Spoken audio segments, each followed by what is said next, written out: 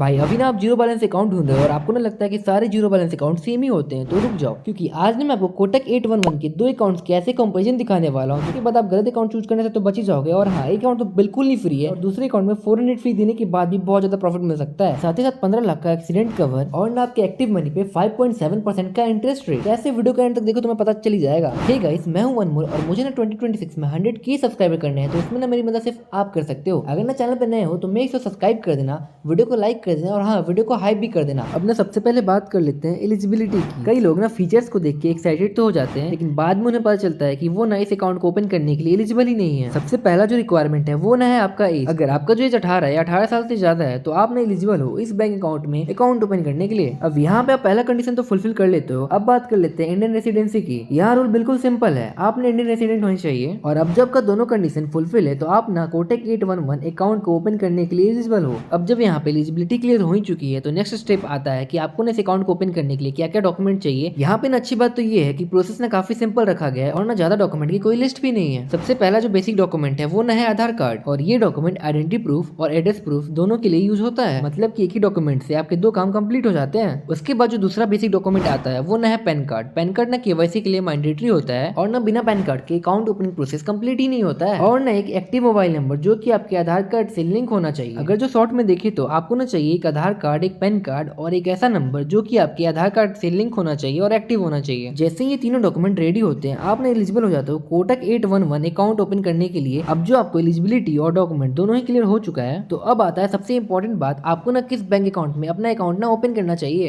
Kotak 811 classic या Kotak 811 super saving account में। क्योंकि दोनों के नाम तो सेम ही है लेकिन बेनिफिट्स और फीचर में दोनों में बहुत ही डिफरेंस है। तो चलिए एक पॉइंट को क्लियरली समझते हैं और बेनिफिट और फीचर्स के बारे में देख लेते हैं। सबसे पहले जीरो बैलेंस सेविंग अकाउंट के बारे में देख लेते हैं, जो कि ना है कोटक 811 क्लासिक अकाउंट। ये अकाउंट ना आप घर बैठे बैठे इजीली ओपन कर सकते हो ऑनलाइन, और ये अकाउंट में ना कोई भी मिनिमम बैलेंस मेंटेन करने का झंझट ही नहीं है। बस ना आपको अकाउंट ओपन करते वक्त 2000 का इनिशियल फंडिंग करना पड़ता है, जो कि आप आगे चल के विड्रॉ कर सकते हो और अपने अकाउंट में ना जीरो बैलेंस मेंटेन कर सकते हो और इसमें ना कोई भी फाइन भी नहीं लगने वाला है या पेनल्टी भी नहीं लगने वाला है। इसके बाद अगर जो ट्रांजैक्शन की बात करें तो आप एनईएफटी से, आरटीजीएस से, आईएमपीएस से नेट बैंकिंग करते हो या मोबाइल बैंकिंग करते हो, वो ना बिल्कुल फ्री होने वाला है। इसमें ना कोई भी एक्स्ट्रा चार्जेस नहीं लगने वाले। और सबसे अच्छी बात तो ये है, इस अकाउंट को यूज करने का कोई भी एनुअल प्रोग्राम फी तो है ही नहीं। मतलब आपको ना हर साल कोई भी एक्स्ट्रा चार्ज नहीं देना पड़ेगा इस अकाउंट को यूज करने के लिए। साथ ही साथ आपके ना एक्टिव मनी पे 5.7% का इंटरेस्ट रेट भी मिल सकता है और आपको ना ऑनलाइन पेमेंट करने के लिए फ्री वर्चुअल डेबिट कार्ड मिलता है। और अगर जो आप इस अकाउंट का फिजिकल डेबिट कार्ड लेते हो तो आपको ना यहाँ पे एनुअली फी लगता है, जो कि अराउंड 400 है पर ईयर। यहाँ पे ना आप एक पॉइंट नोटिस करना, अगर जो आप इस अकाउंट में फिजिकल डेबिट कार्ड ले रहे हो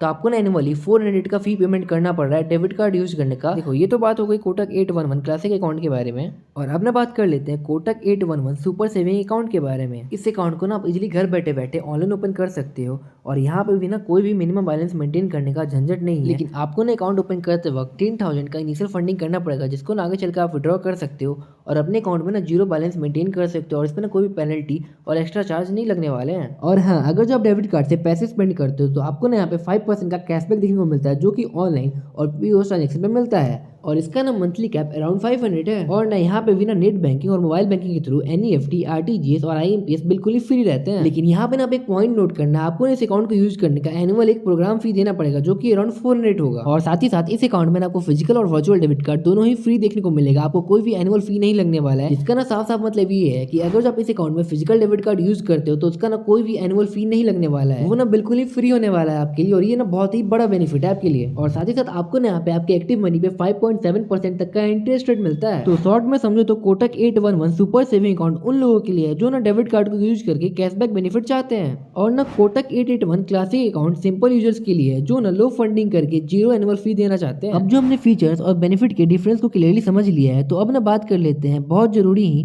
ब्रांच की कैश ट्रांजेक्शन और चेक रिलेटेड चार्जेस के बारे में, क्योंकि ये ना वो जगह है जहाँ पे ना बहुत सारे लोग ये बोलते हैं कि ये तो चार्जेस के बारे में हमें पता ही नहीं था। तो चलो इस पार्ट को भी ध्यान से समझ लेते हैं। सबसे पहले तो बात कर लेते हैं कोटक 811 क्लासिक की। यहाँ पे ना आपको ब्रांच के थ्रू कैश ट्रांजेक्शन में आपको 10,000 या एक ट्रांजेक्शन पर मंथ का ऑप्शन मिलता है, और अगर जो आप इस लिमिट के बाद कैश ट्रांजेक्शन करते हो तो आपको ना 4.5 रुपीज पर 1000 चार्ज लगने वाला है, जिसपे ना यहाँ पे मिनिमम चार्जेस 50 रुपए होते हैं। अब ना बात आती है चेकबुक की। यहाँ पर ना चेकबुक लीफ पर 5 रुपए का चार्ज लगता लगता है। अब ये तो बात हो गई कोटक 811 क्लासिक अकाउंट और अब ना बात कर लेते हैं कोटक 881 सुपर सेविंग अकाउंट की। यहाँ पे ना ब्रांच कैश में आपको 4 फ्री ट्रांजेक्शन मिलते हैं या 2 लाख पर मंथ का फ्री बेनिफिट मिलता है, जो भी पहले कंप्लीट हो जाए। इसके बाद ब्रांच में जाके कैश ट्रांजेक्शन करते हो तो आपको यहाँ पे कुछ चार्जेस लगेंगे। 5 रुपए पर 1000 पे चार्जेस लगने वाला है मिनिमम, जिसमें ना मिनिमम चार्जेस 150 रुपीज होते हैं। वहीं पे अगर चेकबुक की बात करें तो आपको ना यहाँ पे पर ईयर एक चेकबुक बिल्कुल ही फ्री मिलता है, जिसके ना कोई भी चार्जेस नहीं लगने वाले हैं। और ये ना एक बहुत ही अच्छा बेनिफिट है इस अकाउंट का, क्योंकि आपको ना क्लासिकल अकाउंट में यहाँ पे ना 5 रुपए पर लीव्स के चार्जेस लग रहे थे। अगर जो सिंपल लैंग्वेज में देखा जाए तो कोटक 881 क्लासिकल ब्रांच ट्रांजेक्शन के लिए बेसिक लेवल पे ऑप्शन देते हैं भाई। वहीं पे कोटक 811 सुपर सेविंग अकाउंट ज्यादा कैश हैंडलिंग है। साथ ही साथ आपको तो यहाँ पे एक फ्री चेकबुक भी मिल जाता है पर ईयर। अब ये तो बात हो गई ब्रांच से कैश ट्रांजेक्शन करने का। अब ना बात कर लेते हैं इंश्योरेंस की, जो ना इस अकाउंट के साथ आपको देखने को मिलता है। और अभी तक जो आपने वीडियो को लाइक नहीं किया तो मेक श्योर लाइक कर देना। अगर जो चैनल पे नए हो तो मेक श्योर सब्सक्राइब भी कर लेना। अब यहाँ पे ना आपको दोनों ही अकाउंट में इंश्योरेंस बेनिफिट देखने को मिलता है। चलो साइड बाय साइड दोनों को कंपैरिजन कर लेते हैं। तो सबसे पहले तो बात कर लेते हैं कोटक 811 क्लासिकल इंश्योरेंस बेनिफिट्स के बारे में। इस अकाउंट को ओपन करते ही आपको ना 2 लाख तक का पर्सनल एक्सीडेंट कवरेज मिलता है भाई। यहाँ पे ना आपको परचेस प्रोटेक्शन भी मिलता है, जो कि अराउंड है 50,000 अगर आप डेबिट कार्ड से कोई भी आइटम परचेस करते हो तो। और अगर जो आपका डेबिट कार्ड खो जाता है तो आपको ना यहाँ पे लॉस्ट कवरेज भी दिया जाता है, जो कि अराउंड 2.5 लाख का होता है। इनके अलावा ना क्लासिकल अकाउंट में कोई भी एक्स्ट्रा इंश्योरेंस बेनिफिट देखने को नहीं मिलता, इसीलिए ना ये अकाउंट आपको बेसिक लेवल पे प्रोटेक्शन कवरेज दे पाते हैं। अब यहाँ पे तो हमने कोटक 811 क्लासिकल इंश्योरेंस के बारे में तो बात कर लिया, और अब ना बात कर लेते हैं कोटक 811 सुपर सेविंग अकाउंट के इंश्योरेंस बेनिफिट के बारे में। अब इस अकाउंट में इंश्योरेंस और प्रोटेक्शन का लेवल कुछ ज्यादा ही स्ट्रॉन्ग है भाई। यहाँ पे ना आपको personal accident death coverage around 15 lakh तक का मिलता है भाई। और वहीं पे अगर आप डेबिट कार्ड का यूज करके कोई भी आइटम परचेस करते हो तो आपको ना यहाँ पे 1 लाख तक का परचेस प्रोटेक्शन दिया जाता है। और अगर जो आपका डेबिट कार्ड खो जाता है तो आपको ना यहाँ पे 3.5 लाख तक का लॉस्ट कार्ड कवरेज मिलता है। अब इन सब के अलावा आपको ना यहाँ पे एक एडिशनल बेनिफिट भी देखने को मिलता है। आपको ना इस अकाउंट में 50 लाख तक का एयर एक्सीडेंट इंश्योरेंस देखने को मिलता है। साथ ही अगर जो ट्रैवल के दौरान आपका ना लगेज खो जाए तो आपको ना यहाँ पे 1 लाख तक का कवरेज इंश्योरेंस दिया जाता है। और अगर जो इस सेक्शन को शॉर्ट में समझे तो कोटक 881 क्लासिकल में सिर्फ बेसिक इंश्योरेंस प्रोटेक्शन दिया जाता है,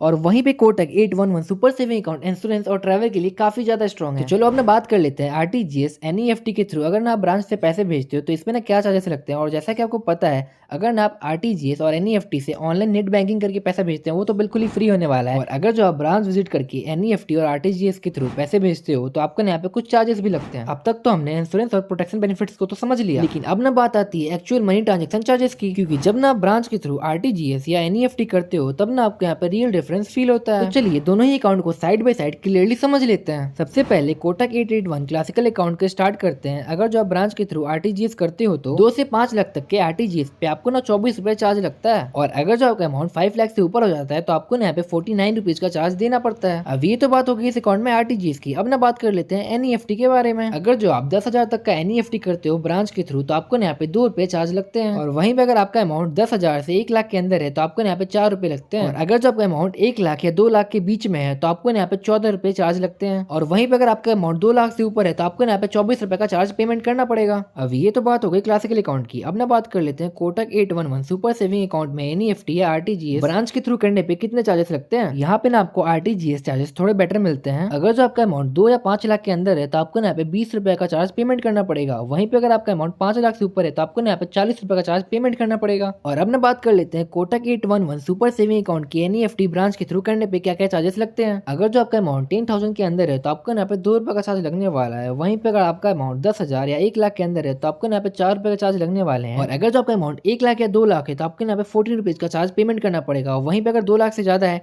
तो आपको यहाँ पे 24 रुपीज का चार्ज पेमेंट करना पड़ेगा। यहाँ पे देखा जाए तो दोनों ही अकाउंट में एनईएफटी और आरटीजीएस के चार्जेस बिल्कुल ही सिमिलर हैं। अब ना हम नेक्स्ट पार्ट में बात करने वाले हैं ATM cash withdrawal, debit card limits के बारे में और यूपीआई यूज के बारे में। ये ना वो सेक्शन है जो ना आप रोज के बैंकिंग यूज में फील करते हो। सबसे पहले तो बात कर लेते हैं कोटक 881 क्लासिकल अकाउंट की। इस अकाउंट में ना आपको विजय का क्लासिकल डेबिट कार्ड देखने को मिलता है, जिसका ना एनुअल फी होता है अराउंड 400। और इस डेबिट कार्ड का यूज करके आप ना पर डे 25,000 तक का कैश विड्रॉल कर सकते हो। आपको ना कोटक एटीएम पे महीने के 5 फ्री ट्रांजेक्शन मिलते हैं, जिसमें ना फाइनेंशियल और नॉन फाइनेंशियल दोनों ही इंक्लूड होते हैं। अगर जो आपने एटीएम से कैश विड्रॉ किया तो उसे ना फाइनेंशियल ट्रांजेक्शन कहा जाता है, और अगर जो आपने पिन जनरेट किया या बैलेंस इंक्वायरी की तो उसे ना नॉन फाइनेंशियल ट्रांजेक्शन कहा जाता है। अब ये तो आप इजीली समझ गए हो, अगर अभी भी नहीं समझे तो कमेंट्स में पूछ लेना। और आपने इस अकाउंट में यूपीआई के थ्रू 1 लाख तक का डेली ट्रांजेक्शन कर सकते हो। और अब ना बात कर लेते हैं कोटक 811 सुपर सेविंग अकाउंट की डेबिट कार्ड के बारे में और एटीएम लिमिट्स भी देख लेते हैं। आपको ना इस अकाउंट में वीजा का प्लैटिनम डेबिट कार्ड देखने को मिलता है, जो ना बिल्कुल बिल्कुल ही फ्री है और इसका ना कोई भी एनुअली फी नहीं लगता है और आपने इस डेबिट कार्ड का यूज करके डेली 1 लाख तक का कैश विड्रॉ कर सकते हो। ट्रांजेक्शन की बात करें तो आप यहाँ पे पर मंथ 5 ट्रांजेक्शन बिल्कुल ही फ्री कर सकते हो और यहाँ पे भी UPI transfer limit 1 lakh per day है। चलो इस सेक्शन को शॉर्ट में समझ ले तो कोटक 811 सुपर सेविंग अकाउंट में हाई एटीएम कैश विड्रॉल भी है और साथ ही साथ फ्री प्लेटिनम डेबिट कार्ड भी देखने को मिलता है और ओवरऑल ज्यादा फ्लेक्सिबिलिटी देता है। वहीं पे कोटक 811 क्लासिकल डेली बैंकिंग के लिए ठीक है, जहाँ पे एटीएम लिमिट थोड़ा लो मिलता है और डेबिट कार्ड पे एनुअली चार्जेस भी लग जाते हैं। अब जब हमने सब कुछ डिटेल में देख ही लिया है तो अपना सबसे बड़ा इंपॉर्टेंट सवाल ये आता है, आखिरकार हमें कौन से अकाउंट ओपन करना चाहिए। अगर जो आप क्लासिकल अकाउंट ओपन कराते हो तो आपको ना एनुअली कोई भी फी नहीं लगेगा, लेकिन डेबिट कार्ड लेने के बाद आपको ना यहाँ पे एनुअली 400 का फी लगने लगेगा, क्योंकि इस अकाउंट में ना डेबिट कार्ड का एनुअल फी लग रहा है। अगर जो आप डेबिट कार्ड नहीं लेते हो तो इस अकाउंट को यूज करने का कोई भी फी नहीं लगने वाला है। और अगर जो आप इस अकाउंट में डेबिट कार्ड ले लेते हो एक तरह से आपको ये अकाउंट यूज करने का पर ईयर 400 देना पड़ेगा। और वहीं पे सुपर सेविंग अकाउंट में आपको एनुअली फी तो लग रहा है इस अकाउंट को यूज करने का 400, बट डेबिट कार्ड चार्जेस बिल्कुल ही फ्री है,